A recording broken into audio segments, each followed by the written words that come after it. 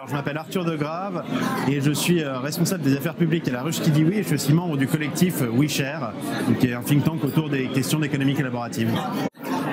Thierry Pech le disait bien tout à l'heure, l'économie collaborative, en fait, qu'est-ce qu'elle signifie? Elle signifie un nouveau mode de production de la valeur, un nouveau mode d'organisation du travail. Et effectivement, c'est une économie qui compte massivement sur du travail non salarié et qui va organiser, alors, ou bien on peut appeler ça la multitude, ou qui va organiser la pollinisation humaine pour générer de la valeur économique.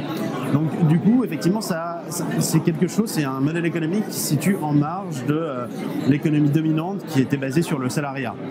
Et du coup, dans un premier temps, alors quand tout ça est apparu, on s'est dit super, le salariat finalement ne permet plus, on voit que les inégalités augmentent depuis 30 ans, la société salariale a du plomb dans l'aile, cette économie de plateforme va nous permettre de répartir la richesse de façon plus équitable.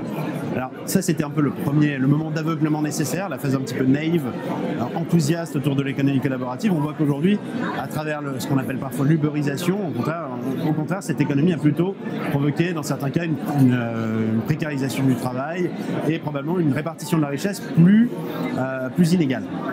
Alors c'est pas une fatalité, aujourd'hui effectivement il y a pas mal de plateformes qui travaillent, qui réfléchissent, qui se disent que si on veut que ce modèle collaboratif soit pérenne, qu'il soit soutenable sur le plan social, sur le plan économique dans le futur, il va falloir poser très rapidement cette question de la répartition de la richesse. Le fait qu'aujourd'hui des plateformes, des fondateurs de plateformes se posent des questions sur la répartition de la richesse, c'est parce qu'ils ont été interpellés par des acteurs du mutualisme.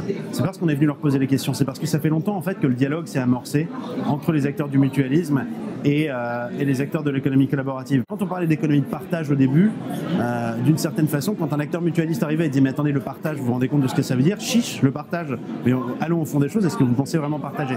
Donc c'est déjà multiplier ces espaces de dialogue, multiplier ces espaces de friction entre les mutualistes et l'économie numérique. Le mutualisme a su, alors on peut en débattre assez longtemps, mais en tout cas a su maintenir un lien avec ses adhérents, avec ses sociétaires, qui était différent, qui n'était pas un simple lien client-producteur, client-entreprise.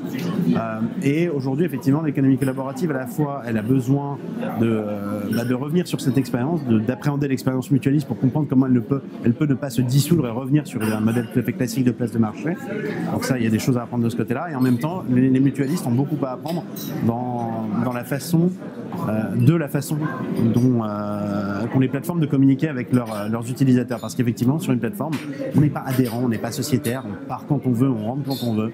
C'est hyper flexible, c'est hyper liquide et c'est ce qui fait la force de cette économie. De ce côté-là, à mon avis, les deux, c'est là-dessus, à mon avis, sur l'épaisseur et la solidité du lien, et que de part et d'autre, on a des choses à s'apprendre.